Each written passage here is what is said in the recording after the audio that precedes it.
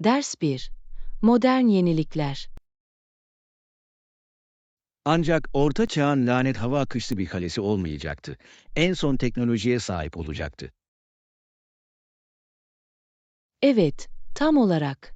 Tarihi mimariyi modern konfor ve yeniliklerle harmanladığınızı hayal edin.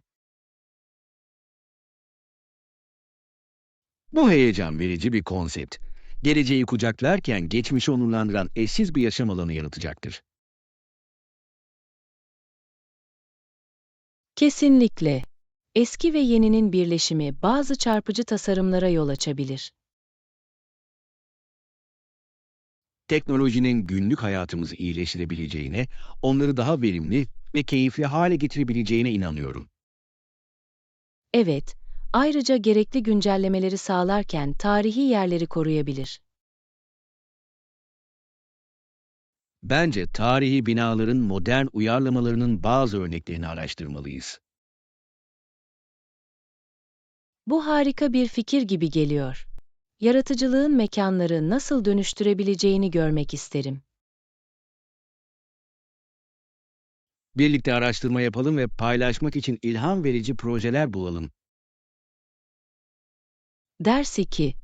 Veri kararları. Projemiz hakkında bilinçli kararlar almak için daha fazla veri toplamamız çok önemlidir. Tamamen katılıyorum. Doğru bilgiye sahip olmak durumu daha iyi anlamamıza yardımcı olacaktır. Evet ve aynı zamanda ilerideki potansiyel fırsatları ve zorlukları belirlememize izin verecektir. Kesinlikle. Verileri analiz ederek, stratejilerimizi hedeflerimize etkili bir şekilde ulaşmak için uyarlayabiliriz.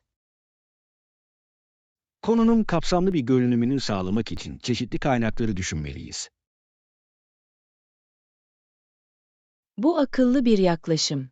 Farklı bakış açılarını birleştirmek, genellikle daha iyi içgörülere yol açar. Evet ve işbirlikçi bir çaba için ekibi bu sürece dahil etmek önemlidir. Kesinlikle. Herkesin girdisi, dikkate almamış olabileceğimiz değerli açılar sağlayabilir. Araştırma yöntemlerimizi ve veri toplama planlarımızı tartışmak için bir toplantı ayarlayalım. Ders 3. Zaman ayırın. Tabii ki hiçbir şeye acele etmeyin. Zaman ayırın ve her şeyi dikkatlice analiz edin. Evet, karar vermeden önce kendimize bir şeyler düşünmek için alan vermek önemlidir. Katılıyorum. Acele etmek hatalara yol açabilir ve bundan ne pahasına olursa olsun kaçınmak istiyoruz. Kesinlikle. Kapsamlı bir değerlendirme, seçimlerimizde daha fazla güvenmemize yardımcı olacaktır. Artı zaman ayırmak daha fazla bilgi toplamamıza ve tüm seçenekleri göz önünde bulundurmamıza olanak tanır. Bu çok doğru. Sabırlı olmak dürtüsel davranmaktan daha iyidir. Evet ve bence bu aynı zamanda topladığımız verilere güvenirken içgüdülerimize güvenmekle ilgili. Kesinlikle. Sezgiyi analizle dengelemek, etkili karar vermenin anahtarıdır. Aynı sayfada olduğumuza sevindim. Bu düşünceli yaklaşım uzun vadede karşılığını verecek. Ders 4. Yeni bir şehri keşfetmek. Yeni bir şehri keşfetmek istiyorsanız aklınızda herhangi bir öneriniz var mı? İyi. Sanatı ve kültürü ile bilinen o canlı şehre gitmeyi düşündünüz mü? Kulağa ilgi çekici geliyor. Ziyaret edilecek çok sayıda galeri ve müze olduğunu duydum. Kesinlikle. Kendinizi yaratıcılığa ve ilhama kaptırmak için harika bir yer. Yerel sanat bölgelerinde dolaşma ve gizli mücevherleri keşfetme fikrini seviyorum. Evet, yemek sahnesini de unutma. Yerel mutfağı denemek bir zorunluluktur. Kesinlikle. Farklı restoranları keşfetmek deneyime çok şey katabilir. Kesinlikle. Artı, her mahallenin kendine özgü bir havası ve karakteri vardır.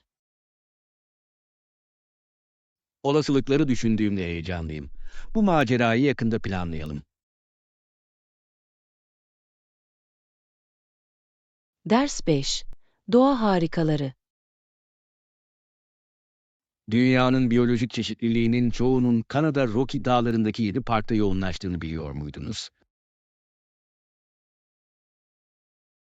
Evet, bu korunan alanların bu kadar çeşitli ekosistemleri kapsaması inanılmaz. Kesinlikle. Her park nefes kesici, benzersiz manzaralar ve vahşi yaşam sunar. Sadece bu bozulmamış ortamlarda yürüyüş yapmanın güzelliğini hayal edebiliyorum.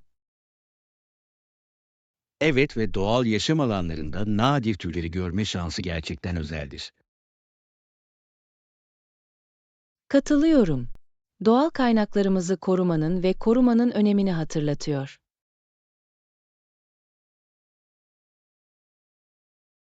Kesinlikle. Bu parkları ziyaret etmek, doğayı daha derinden takdir etmemiz için bize ilham verebilir. Bu parklardan birini keşfetmek için bir gezi planlayalım. Unutulmaz bir deneyim olurdu. Harika fikir. Rockies, çarpıcı güzelliğine ilk elden tanık olmak için sabırsızlanıyorum. Ders 6. Tiyatro heyecanı. Oynadıklarında performans bittiğinde seyirci alkışlayacak. Bu çok ödüllendirici bir an. Evet ve odadaki enerji elektriktir. Özellikle oyuncular ellerinden gelenin en iyisini yaptıklarında. Arkadaşım odun kesmede çok iyidir ama aynı zamanda oyunculuk tutkusu da var. Bu etkileyici. Her iki beceride de üstün olabilmesi harika.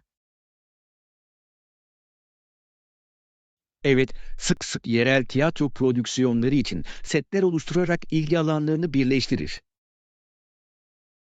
Bu hobilerini birleştirmenin harika bir yolu. Çalışmalarının hayata geçtiğini görmek tatmin edici olmalı. Kesinlikle. Tiyatro topluluğunun bir parçası olmanın heyecanını seviyor. Bunun yaratıcılık ve ifade için nasıl harika bir çıkış olacağını görebiliyorum. Yakında performanslarından birini yakalayacağımızdan emin olalım. Onu desteklemeyi çok isterim. Ders 7. Araba coşkusu. Bazı insanların motora ve arabalarının diğer parçalarına bakmaktan hoşlanmaları ilginç. Evet, otomobil meraklıları genellikle her araçta yer alan ayrıntıları ve işçiliği takdir eder. Arabaların nasıl çalıştığını anlamak için ne kadar bilgi harcanması büyüleyici olduğunu düşünüyorum. Kesinlikle. Hatta bazı insanlar araçlarını değiştirmek ve özelleştirmek için saatler harcıyor. Evet ve araba şovlarına katılmak, sıkı çalışmalarını sergilemeleri için harika bir yoldur. Bu olayların enerji dolu olduğunu duydum. İnsanlar ipuçları ve hikayeler paylaşıyor. Kesinlikle. Herkesin otomobiller için ortak bir tutkuyu paylaştığı bir topluluk. Bağlılıklarına hayranım. Bir arabanın bakımı çok zaman ve çaba gerektirir. Kesinlikle. İster performans, ister estetik için olsun, keşfedilecek çok şey var. Ders 8. Tatil maceraları. Hawaii, Amerika Birleşik Devletleri'nin 50. eyaletidir ve halkı kültürlerinin tüm benzersiz yönlerinden zevk alır.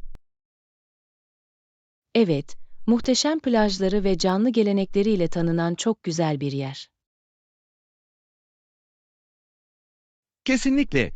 Yerel festivallerin müzik ve dansa dolu inanılmaz bir deneyim olduğunu duydum. Kesinlikle. Aloha'nın Hawaii ruhu misafirperverliklerinde gerçekten parlıyor. Ayrıca taze deniz ürünleri ve denenecek geleneksel yemeklerle oradaki yemekler harika. Ne kadar lezzetli olması gerektiğini sadece hayal edebiliyorum. İlk elden deneyimlemeyi çok isterim. Bir gün Hawaii'yi ziyaret etmeyi ve kendimizi kültüre kaptırmayı bir hedef haline getirelim. Bu bir rüya gibi geliyor. Adaları keşfedebilir ve tarihlerini öğrenebiliriz. Evet, güzellik, lezzet ve unutulmaz deneyimlerle dolu bir macera olurdu. Ders 9. Darwin'in yolculuğu. Bille ve gemi 1831'de İngiltere'den ayrıldı ve olağanüstü bir yolculuğa çıktı. Evet, bu yolculuk Darwin'i dünyayı dolaştı ve bilimin gidişatını değiştirdi. Yolculuk sırasındaki gözlemlerinin çığır açan fikirlere yol açmasını büyüleyici buluyorum. Kesinlikle. Deneyimleri evrim ve doğal seleksiyon hakkındaki teorilerini şekillendirdi. Bir yolculuğun nasıl bu kadar kalıcı bir etkiye sahip olabileceğini düşünmek inanılmaz. Evet, karşılaştığı farklı kültürler ve ekosistemler göz açıcı olmalı. Farklı ortamlardan ne kadar öğrenmiş olması gerektiğini sadece hayal edebiliyorum. Kesinlikle. Seyahat etmek zihnimizi yeni bakış açılarına ve fikirlere açar. Yolculuğu hakkında daha fazla bilgi edelim. Bu ilgi çekici bir keşif ve keşif hikayesi. Ders 10. Hastane büyümesi. Hastanenin şu anda 89 yatağı var ve bu eskisine göre önemli bir artış. Bu etkileyici. Topluluğun ne kadar büyüdüğünü ve sağlık hizmetlerine olan talebin arttığını gösteriyor. Kesinlikle. Daha fazla yatağa sahip olmak, daha fazla hastayı ağırlayabilecekleri ve daha iyi bakım sağlayabilecekleri anlamına gelir. Evet, ve nüfus arttıkça bir hastanenin genişlemesi çok önemlidir. Bu büyümenin bölgedeki sağlık hizmetlerini iyileştirme taahhüdünü yansıttığına inanıyorum. Kesinlikle. Topluluğun sağlık ve esenliğe öncelik verdiğini bilmek güven verici. Gelecekteki ihtiyaçları karşılamak için tesislerini geliştirmeye ve geliştirmeye devam etmelerini umalım. Katılıyorum.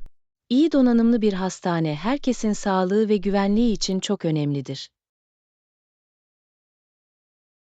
Bu olumlu değişimi gördüğüme sevindim. Herkes için daha sağlıklı bir geleceğe doğru bir adım. Ders 11. Konuşma sinirleri. Bazen sohbet başlatmanın gerçekten korkutucu olabileceğini hissediyorum. Bu anlaşılabilir. Birçok insan yeni insanlarla tanışırken sinir yaşar. Kesinlikle. Hemen iyi bir izlenim bırakmak genellikle çok fazla baskı gibi geliyor. Anladım. Ama unutma, her şey samimi olmak ve başkalarına ilgi göstermekle ilgili. Bu doğru. Nasıl karşılaştığım konusunda endişelenmek yerine sohbetten zevk almaya odaklanmalıyım. Evet, bunu yeni biri hakkında bilgi edinmek için bir fırsat olarak düşünün. Bir dahaki sefere bunu aklımda tutacağım. Buz kırmak için herhangi bir ipucunuz var mı? İlgi alanları hakkında basit bir soruyla başlamak harikalar yaratabilir. Harika fikir. Etkileşim kurmanın dostane bir yoludur ve sohbetin doğal olarak akmasını sağlar. Ders 12. Spor salonu olanakları. Tamam. Spor seanslarımı planlarken bunu aklımda tutacağım. Spor salonunda duş var mı? Evet, egzersiz sonrası için gerçekten uygun olan duşlar mevcuttur. Bu harika. Daha sonra başka bir yere gitmeden önce tazelenebileceğim anlamına geliyor. Kesinlikle. Zaman kısıtlamaları konusunda endişelenmeden bir antrenmana uyum sağlamayı kolaylaştırır. Bunu takdir ediyorum. Bu tesislerin mevcut olması spor salonu deneyimini gerçekten geliştirir. Kesinlikle. İyi bir ter seansından sonra temizlik seçeneğine sahip olmak her zaman güzeldir. Doğru. Bu beni kesinlikle daha sık gitmeye teşvik ediyor. Kesinlikle. Daha sonra duş alabileceğinizi bilmek tüm farkı yaratabilir. Denemek için sabırsızlanıyorum. Ders 13. Ürdün'ün yolculuğu. Warda'nın 1963'te doğduğunu biliyor muydunuz? Evet ve bir şirket yöneticisinin 3 oğlundan biriydi. Ki bu ilginç. Doğru. Kuzey Carolina Üniversitesi'ne gitti ve gerçekten parlamaya başladığı yer burası. Bu ilk yılların basketboldaki gelecekteki başarısını nasıl şekillendirdiği büyüleyici. Kesinlikle. Üniversite deneyimleri, becerilerini ve iş ahlakını geliştirmede çok önemliydi. Ve o zamandan beri ne kadar ileri gittiğini düşünmek inanılmaz. Evet, sporda gerçekten bir ikon haline geldi ve sayısız genç sporcuya ilham verdi. Şöhreti alçak gönüllülükle nasıl dengelediğine, her zaman topluma geri vermesine hayranım. Onu spor tarihinde bu kadar dikkat çekici bir figür yapan da budur. Ders 14. Proje yönetimi. Son zamanlarda proje yönetimine dalıyorum ve bu oldukça aydınlatıcı bir alan. Bu büyüleyici. Şimdiye kadar hangi yönleri en ilginç buldunuz? Hedeflere ulaşmak için kaynakları ve zaman çizelgelerini verimli bir şekilde nasıl yöneteceğimi öğrenmeyi seviyorum. Bu çok önemli. Etkili proje yönetimi, bir projenin başarısını sağlayabilir veya bozabilir. Kesinlikle. Ayrıca Agile ve VTF gibi çeşitli metodolojilerinde çalışıyorum. Bunlar kesinlikle popüler yaklaşımlar. Her birinin projeye bağlı olarak kendi güçlü yönleri vardır. Evet, her yöntemin ne zaman uygulanacağını anlamak başarılı bir proje yöneticisi olmanın anahtarıdır. Katılıyorum. Proje yönetimine yardımcı olacak herhangi bir araç buldunuz mu? İlerlemeyi ve işbirliğini izlemeye yardımcı olan yazılım seçeneklerini araştırıyorum. Ders 15. Eğlenceli yiyecekler.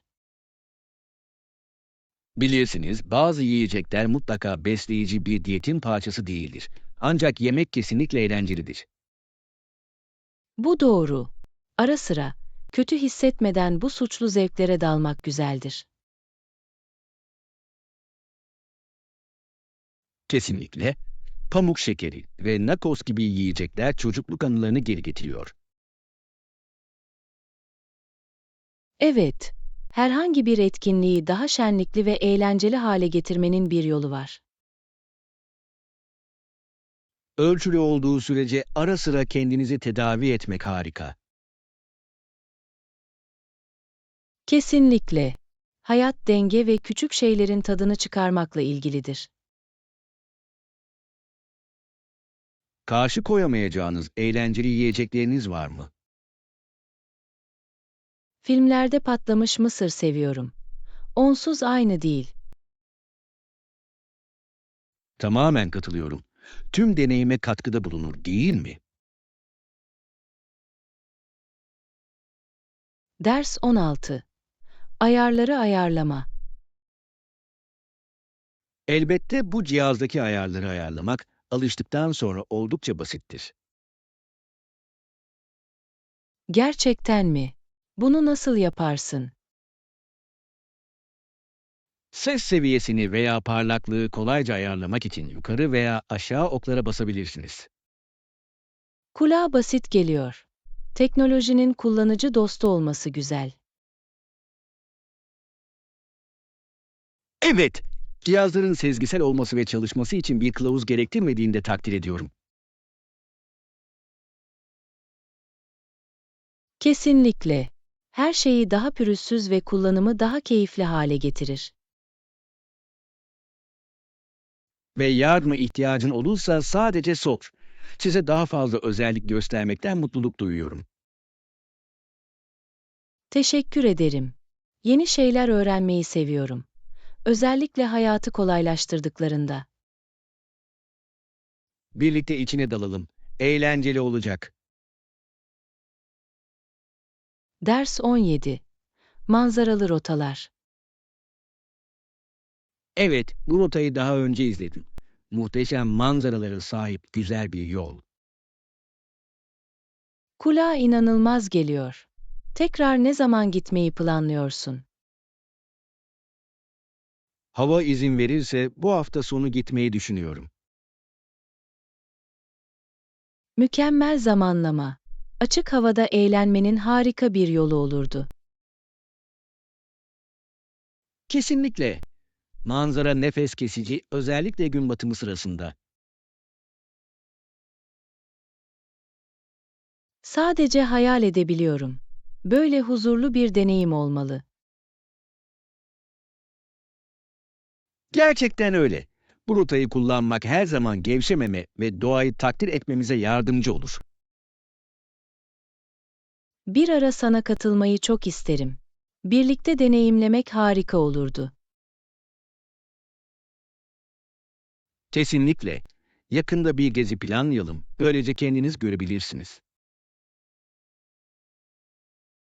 Ders 18. Tutkuları kutlamak. Tutkularımızı kutlamanın bir yolunu bulmak çok önemli. Sence de öyle değil mi? Evet, gerçekten öyle. Hayatımıza neşe ve tatmin katıyor. Yakında gerçekleştirelim. Sevdiğimiz şeyle uğraşmak her zaman ferahlatıcıdır. Kesinlikle. İster sanat, ister müzik veya herhangi bir hobi olsun, kendimizi kaptırmak çok ödüllendirici olabilir. Katılıyorum. Kendimizi ifade etmemize ve ilgi alanlarımızı paylaşan başkalarıyla bağlantı kurmamıza yardımcı olur. Evet, tutkularımızı birlikte nasıl kutlayabileceğimize dair bazı fikirlerde beyin fırtınası yapalım. Bu bir plan gibi geliyor. Sizinle yeni aktiviteler keşfetmekten heyecan duyuyorum. Ben de, yaratıcılık ve eğlenceyle dolu unutulmaz bir deneyim haline getirelim. Bekleyemem. Tutkularımızı paylaştığımızda her zaman daha iyidir. Ders 19. Ulaşım seçenekleri. Bazı yerler bisikletinizi sürmek için çok uzaktadır. Bir arabaya binmeniz gerekebilir. Bu doğru. Bisiklet kısa mesafeler için harika olsa da, bazen bir araba daha pratiktir. Kesinlikle. Her şey kolaylık ve sürdürülebilirlik arasında doğru dengeyi bulmakla ilgilidir. Katılıyorum. Ve daha uzun mesafeler seyahat ederken, genellikle en verimli seçenektir.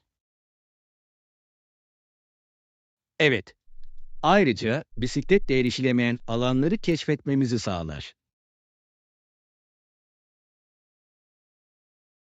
Kesinlikle. Yol gezileri, yeni yerler görmenin ve yolculuğun tadını çıkarmanın eğlenceli bir yolu olabilir. Sürüş özgürlüğünü seviyorum. Macera için pek çok olasılık sunuyor. Kesinlikle. Yakında bir yol gezisi planlayalım. Birlikte anılar yaratmanın harika bir yolu olurdu. Hepim içindeyim. Arabayla yeni yerleri keşfetmek heyecan verici bir macera gibi geliyor. Ders 20. Kültürel keşif. Kendimi rahatlık alanından çıkarma ve yeni kültürleri kendi şartlarımla deneyimleme dürtüsü hissediyorum. Bu harika bir gol. Seyahat etmek gerçekten bakış açınızı genişletebilir ve büyümenize yardımcı olabilir. Kesinlikle. Kendimi farklı geleneklere kaptırmak ve yol boyunca yeni insanlarla tanışmak istiyorum. Başkalarının nasıl yaşadığını ve düşündüğünü öğrenmek çok ödüllendirici bir deneyim. Katılıyorum. Sanırım bana hiç hayal etmediğim şekillerde meydan okuyacak. Ve konfor alanınızın dışına çıkmak, gerçek büyümenin gerçekleştiği yerdir. Değil mi? Kesinlikle. Bilinmeyeni kucaklamak ve hangi maceraların beklediğini görmek istiyorum. Ruh bu. Aklınızda ziyaret etmek istediğiniz belirli yerler var mı? Evet, Güneydoğu Asya'ya seyahat etmeyi düşünüyorum. Oradaki kültürlerin canlı ve çeşitli olduğunu duydum. Ders 21. Dostça yüzler. Kalabalığın içinde arkadaşça gülümseyen bir yüz bulana kadar sık sık kendimi biraz kaybolmuş hissediyorum. Bu ilginç. Bir kişiye odaklanmak, bu endişe duygularını hafifletmeye gerçekten yardımcı olabilir. Evet, misafirperver görünen birini seçme eğilimindeyim ve onlar benim sunucummuş gibi davranıyorum. Kendinizi alışılmadık durumlara sokmanın harika bir yolu, değil mi? Kesinlikle. Kendimi daha bağlantılı ve daha az izole hissettiriyor. Artı, konuşma ve yeni arkadaşlıklar için fırsatlar açabilir. Evet ve bazen o arkadaş yanlısı yüz büyüleyici bir hikayesi olan biri olarak ortaya çıkıyor. Kesinlikle. Sadece ulaşarak kiminle tanışabileceğinizi asla bilemezsiniz. Yeni yerler keşfederken sahip olunması gereken harika bir zihniyet olduğunu düşünüyorum. Ders 22. Tavsiye aramak. Kariyer kararları söz konusu olduğunda profesyonellerden veya mezunlardan gelen tavsiyelerin paha biçilmez olduğunu düşünüyorum. Kesinlikle. Bizden önce yolu yürüyenlerden öğrenmek harika içgörüler sağlayabilir. Başarılı olmama yardımcı olabilecek bilgi toplama fırsatlarını kaçırmak istemiyorum. Bu akıllı bir yaklaşım. Ağ kurmak ve mentorluk aramak birçok kapı açabilir. Katılıyorum. Farklı bakış açıları duymak, kendi hedeflerimi netleştirmeye yardımcı olabilir. Evet, ve başkalarının benzer zorluklarla karşılaştığını bilmek güven verici. Kesinlikle. Deneyimleri bize rehberlik edebilir ve aynı hataları yapmamızı engelleyebilir. Her şey öğrenmek ve büyümekle ilgili, değil mi? Evet, alanındaki daha fazla insana ulaşmaktan ve bağlantı kurmaktan heyecan duyuyorum. Ders 23. Sağlık yolculuğu. Bence bu yolculukta birlikte ilerleyebilmemiz ve daha sağlıklı olabilmemiz harika. Kesinlikle. Birbirlerini desteklemek süreci çok daha keyifli ve etkili hale getirir. Takım olarak bu yola çıkabildiğimiz için mutluyum. Bu şekilde daha az göz korkutucu geliyor.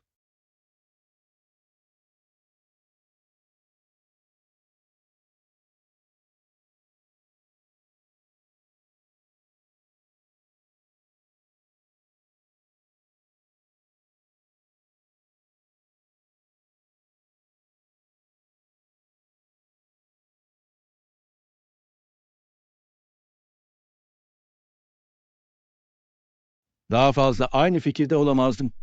Kişisel bir hedefi ortak bir maceraya dönüştürür. Ayrıca birbirimizin güçlü ve zayıf yönlerinden öğrenebiliriz. Takım çalışmasının güzelliği budur. Bireysel çabalarımızı geliştirir. Ders 24. Cezaevi koşulları. Hükümlülerin teknik olarak ölüm cezası altında olduklarını hayal etmek zor. Evet, acımasız bir gerçekti ve onları rahat ettirme konusunda çok az endişe vardı. Koşullar cezalarının ciddiyetini yansıtacak şekilde sert olmalı. Kesinlikle.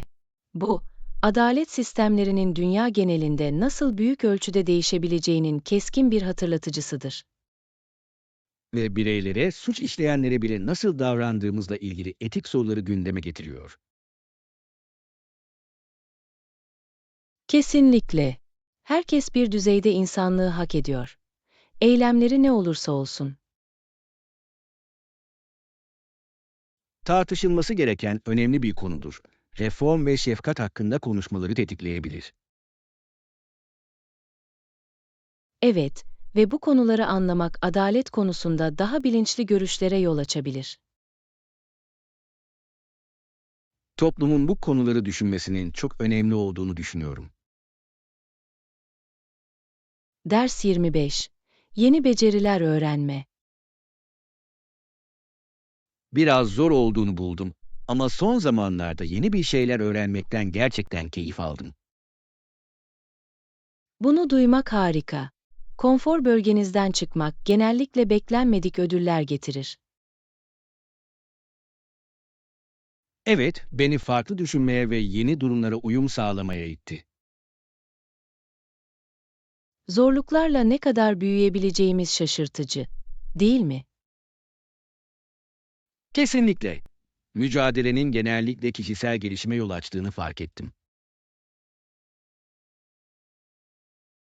Ve yeni bir beceriye hakim olmanın memnuniyeti çok tatmin edici.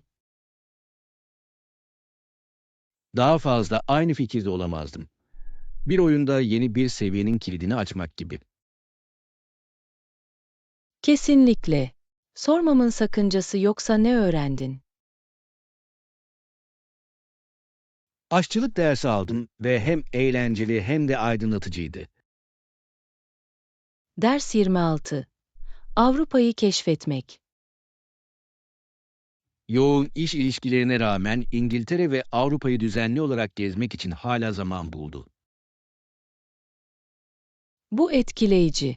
İş ve boş zamanları dengelemek genel refah için önemlidir. Kesinlikle. Seyahat etmek, şarj olmasını ve yeni bakış açıları kazanmasını sağlar. Farklı kültürleri ve manzaraları ilk elden görmek ilham verici olmalı. Kesinlikle. Her yolculuk muhtemelen dünya anlayışını zenginleştirir. Artı, işine ve kişisel hayatına benzersiz deneyimler getirebilir. Evet, her şey çok yönlü bir yaşam tarzı yaratmakla ilgili, değil mi? Kesinlikle. Seyahat yaratıcılık ve motivasyon kaynağı olabilir. Bu zihniyeti benimsemeyi ve kendi hayatımda seyahate öncelik vermeyi umuyorum. Ders 27. Görev yönetimi. Görevleri daha yönetilebilir hale getirmek için küçük adımlara ayırıyorum. Düzenli kalmama yardımcı oluyor. Bu akıllı bir strateji. En büyük projelerin bile daha az ezici hissetmesini sağlayabilir. Kesinlikle. Bir görevi bir dizi küçük eylem olarak gördüğünde ulaşılabilir geliyor. Ve yol boyunca her küçük zaferi kutlamanıza izin verir. Evet, bu başarı duygusu devam etmek için beni motive ediyor. Net ve tanımlanmış adımlarınız olduğunda ilerlemenizi izlemek de daha kolaydır. Kesinlikle. Her seferinde tek parça üstesinden gelebileceğimi bilerek daha az stresli hissediyorum. Ve odaklanmanızı ve dikkat dağıtıcı şeylerden kaçınmanızı teşvik eder. Bu doğru. Gelecekteki projeler için bu yönteme bağlı kalacağımı düşünüyorum. Ders 28. Telefon görgü kuralları. Telefona cevap verirken bu bilgileri selamlamanıza dahil etmenin en iyisi olduğunu düşünüyorum. Kesinlikle. Dostça bir ton belirler ve sohbeti daha sorunsuz hale getirir. Artı arayanın en başından beri hoş karşılanmış ve değerli hissetmesine yardımcı olur. Kesinlikle. Ve arayanı hemen kabul etmek kibardır. Ayrıca telefona cevap vermekten kaçınmanın bir yolu olarak sesli mesajı kullanmamanız gerektiğine inanıyorum. Evet, bazı insanlar sesli mesaja çok güveniyor ve gerçek zamanlı etkileşimleri kaçırıyor. Bu doğru. Ara sıra canlı bir konuşma sorunları çok daha hızlı çözebilir. Ve kişinin ulaşma konusundaki zamanına ve çabasına değer verdiğinizi gösterir. Kesinlikle. İyi telefon görgü kuralları, güçlü ilişkiler kurmada uzun bir yol kat eder. Ders 29. Depreme dayanıklılık. Japonya'nın özellikle sismik aktivite tarihlerini göz önünde bulundurarak güçlü depremlere dayanacak altyapısını nasıl geliştirdiği dikkat çekicidir. Kesinlikle. 21. yüzyılın başında ülke, hazırlıklarını test eden birkaç büyük depremle karşı karşıya kaldı. Evet ve kullandıkları yenilikçi mühendislik teknikleri, yaşamları ve mülkleri korumada gerçekten bir fark yarattı. Binaların darbeyi absorbe etmek ve çökmeden sallanmak için nasıl tasarlandığını görmek büyüleyici. Kesinlikle. Depreme eğilimli alanlarda esnek malzemelerin ve derin temellerin kullanılması çok önemlidir. Japonya halkının bu doğal tehditle yaşamaya nasıl adapte olduklarına hayranım. Dayanıklılık ve kararlılık gösteriyor. Kesinlikle. Güvenlik ve afet hazırlığına olan bağlılıkları gerçekten ilham verici. Gerçekten öyle. Ayrıca herkesin acil bir durumda ne yapacağını bilmesini sağlamak için düzenli tatbikatlar yaparlar. Evet, afet hazırlığına toplumun katılımı, genel güvenliği artırarak ortak bir sorumluluk haline getirir. Ders 30. Tren istasyonunu bulmak. Affedersiniz, buradan tren istasyonuna nasıl gidebileceğimi biliyor musunuz? Evet, oldukça basit. İlk önce, bir sonraki kavşakta sola dönün. Anladım. Ve sonra ne yapmalıyım? Bundan sonra, 2 blok boyunca düz gidin ve sağınızdaki istasyonu göreceksiniz. Kulağa yeterince kolay geliyor. Buradan uzak mı? Hiç de değil. Sadece kısa bir yürüyüş. Bu yüzden kısa sürede ulaşmalısınız. Mükemmel. Yardımınız için minnettarım. Trenime zamanında yetiştiğimden emin olmak istiyorum. Sorun değil. Yol tariflerini 2 kez kontrol etmek her zaman iyidir. Özellikle yeni bir şehirde. Kesinlikle. Kaybolmaktansa sormayı tercih ederim. Nezaketiniz için teşekkür ederim.